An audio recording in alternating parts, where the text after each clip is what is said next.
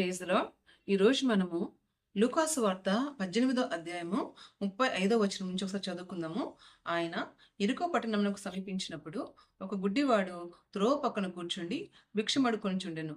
జనసమూహము దాటిపోచున్నట్టు వాడు చప్పుడు విని ఇది ఏమని అడుగగా వారు నజరేయుడైన యేసు ఈ మార్గం వెళ్ళుచున్నాడని వానితో చెప్పిరి.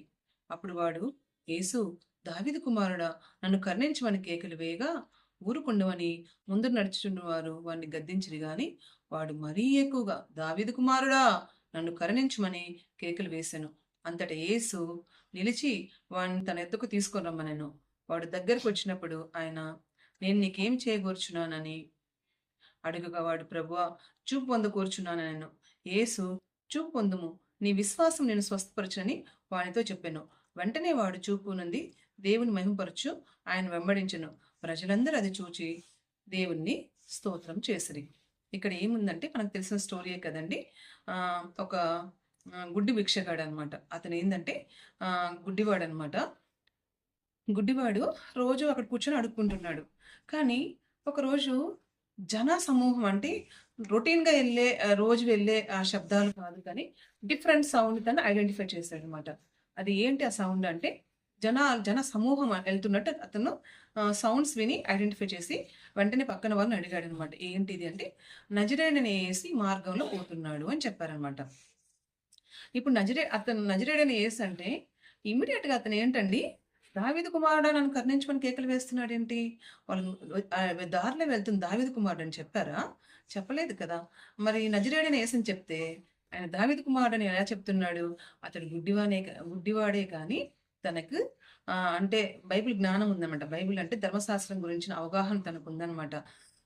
తన అవగాహన ఏంటంటే గ్రంథాల్లో రాయబడినట్టు, లేఖనాల్లో రాయబడినట్టు దావీదు వంశంలో నుంచి మనకు రక్షకుడు వస్తాడు, మనం రక్షిస్తాడు, మనం విమోచిస్తాడని విన్నాడు. సో విన్న వెంటనే అది తన హృదయంలో దాచుకున్నాడు. ఇప్పుడు యేసుక్రీస్తు దారిలో వెళ్తున్నప్పుడు తను మరి ఎలా అలా ఇంటర్ప్రిట్ చేసుకున్నాడు నాకు తెలియదు, కానీ దావీదు కుమారుడా అని, ఆ నజరేయుడైన యేసే దావీదు కుమారుడని ఆయన ఐడెంటిఫై చేసి ఆ ఉన్న జ్ఞానంతో ఆయన ఇతనే నాకు సహాయం చేయగలడు. ఇప్పుడు అంటే చిన్నప్పటి నుంచి కళ్ళు లేని వాళ్ళు ఆ దారిని పోయే వాళ్ళు ఎవరైనా ఉంటే ఏం అడుక్కుంటారంటే ఇంకొంచెం డబ్బులు ఏమని అడుక్కుంటారు కదా. కానీ ఇతను ఏం అడుగుతున్నాడు? గట్టిగా దావీదు కుమారుడని కరుణించమని కేకలు వేస్తున్నాడు అనమాట. అంటే ఈ గుడ్డితనం నుంచి నన్ను విడిపించగల రైట్ పర్సన్ ఈ దారిలో వెళ్తున్నాడు అని తను ఐడెంటిఫై చేయగలిగాడు. అంటే తనకి ఎంత జ్ఞానమో కదండి. నిజంగా తనకి ఎంత విశ్వాసమో, తనకి ఎంత జ్ఞానమో, అంటే తను కరెక్ట్గా ఆలోచించాడు. ఏంటి, నన్ను ఈ పెద్ద సమస్య నుంచి, ఈ నిజమైన సమస్య నుంచి నన్ను విడిపించేవాడు ఈ దావీదు కుమారుడు మాత్రమే అని ఐడెంటిఫై చేసి రైట్ పర్సన్కి అంటే రైట్గా మొరపెట్టాడు అనమాట. ఏమని? దావీదు కుమారుడా, నన్ను కరుణించమని. సరే, అది తనొక్కడే ఉన్నాడు. జనాలు గుంపులుగా ఉన్నారు. ఎంత అంటే క్రౌడ్ దాని చుట్టూ ఉండుంటే ఎంత శబ్దం ఉండుంటదండి. యేసయ్య దారిలో వెళ్తుంటే ఎంత గజిబిలిగా ఉండుంటది కదా. ఇతను ఒక మనిషి అరిస్తే అతనికి మైక్ ఉందా అండి అరవడానికి? ఆ సౌండ్ అందరికి వినిపించడానికి తన వాయిస్తోనే కదా అరిచాడు. ఒక గుడ్డివాడు అరిస్తే ఎంత దూరం వినిపిస్తదండి మహా అంటే? సో అయితే ఫస్ట్ అరిచాడు, దావీదు కుమారుని కరుణించమంటే పక్కన వాళ్ళు ఏమన్నారు? ఏ కామ్‌గుండు అంటే తను నిజంగా కామ్‌గా ఉన్నాడా అండి? కామ్‌గా లేడు. తను ఇంకా గట్టిగా కేకలు వేశాడు. ఎందుకంటే నాకొచ్చిన ఈ ఆపర్చునిటీని నేను ఎంత మాత్రం మిస్ చేసుకోకూడదు. నేను మరీ గట్టిగా, సరే గట్టిగా అంటే ఎలా ఎలా గట్టిగా అలా అడిగుంటాడండి. తన శక్తి కొద్దీ, తన బలము కొద్దీ, తన ప్రాణం మొత్తం పెట్టి గట్టిగా అరిచుంటాడు. దావీదు కుమారుడా, నన్ను కరుణించమని. ఎందుకంటే అంత జనాలలో సౌండ్ కంటే ఇతని సౌండ్ ఎక్కువైపోయింది. కాబట్టి ఆ సౌండ్‌కి అందరూ ఆగిపోయి యేసయ్య తనని ఇక్కడ తీసుకురమ్మని చెప్పాడు. ఇదంతా యేసయ్యకి తెలీదా అండి? తెలుసు. తన ఎఫర్ట్స్‌ని దేవుడు చూస్తున్నాడనమాట అక్కడ. చూసి తర్వాత ఏం చెప్పండి, నీకేం చేయాలని నువ్వు కోరుకుంటున్నావు? అంటే తనలో ఉన్న ఐడియా ఏంటో జనాలకందరికి తెలియాలి కదా. యేసయ్యకి తెలీదా అతను ఎందుకు అరుస్తున్నాడు అని? తెలుసు. బట్ ఏంటంటే జనాలందరికి తెలియాలి కదా. అంటే ఇతని విశ్వాసం ఏంటో జనాలకు తెలియాలి కదా. హ్మ్. అది అతను ఏ మిరాకిల్స్ చూడలేదు అంతవరకు. ఎందుకంటే గుడ్డివాడు, వాడు బడున్నాడు.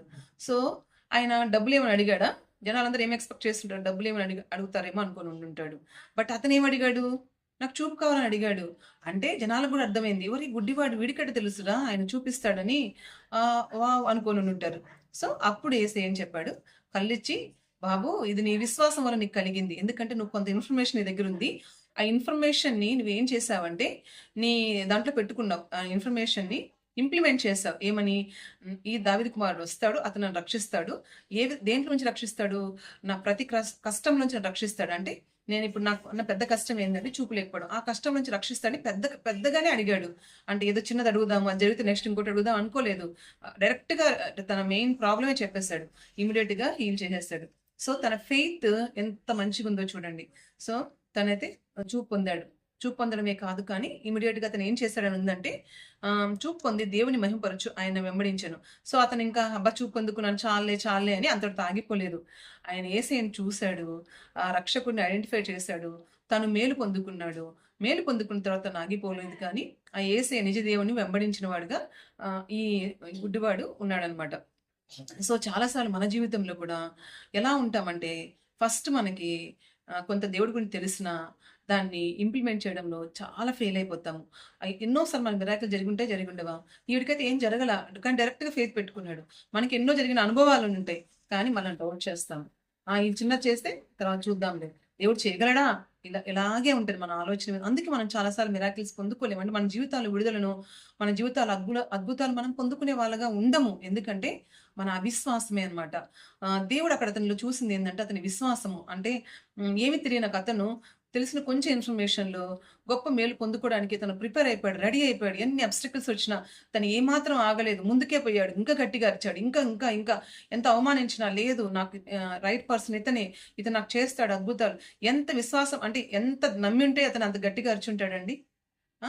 సో, మన సమస్యల్లో మనము రైట్ పర్సన్ అయిన మన జీసస్‌కి మనం గట్టిగా కేకలు వేద్దామా? కరుణించమని. దేవుడు మనం కరుణించకుండా ఉండడానికి ఆయనేమైనా అన్యాయస్తుడా అండి? ఆయన నిజమైన దేవుడు, ప్రేమగల దేవుడు, ప్రాణం పెట్టిన దేవుడు. ఆయన ఎప్పుడు రెడీగా ఉన్నాడు మనకి అద్భుతాలు చేయడానికి, మనల్ని విడిపించడానికి, మనల్ని తప్పించడానికి, మన శోధనలో నుంచి మనల్ని తప్పించి మనల్ని బ్లెస్సింగ్ లైఫ్‌లోకి అంటే బ్లెస్డ్ లైఫ్‌లోకి మనం నడిపించడానికి, బ్లెస్సింగ్స్ మన జీవితంలోకి రావడానికి ఆయన ఎప్పుడు రెడీగా ఉన్నాడు. ఎందుకంటే ఆయన మన తండ్రి అయి ఉన్నాడు కదా! మనం బ్లెస్ అవ్వడం ఆయనకి ఇష్టమే కదా! మనం చూపు పొందుకోవడం ఆయనకి ఇష్టమే. మనం జ్ఞానం పొందుకొని మనం మంచిగా చదువుకోవడం ఆయనకి ఇష్టమే. మనకు పెళ్ళిళ్ళు కావడం ఆయనకి ఇష్టమే. మనకు పిల్లలు పుట్టడం ఆయనకి ఇష్టమే. మనకు జాబులు రావడం ఆయనకి ఇష్టమే. మన స్వస్థ పొందడం ఆయనకి ఇష్టమే. అన్నీ ఆయనకి ఇష్టమే.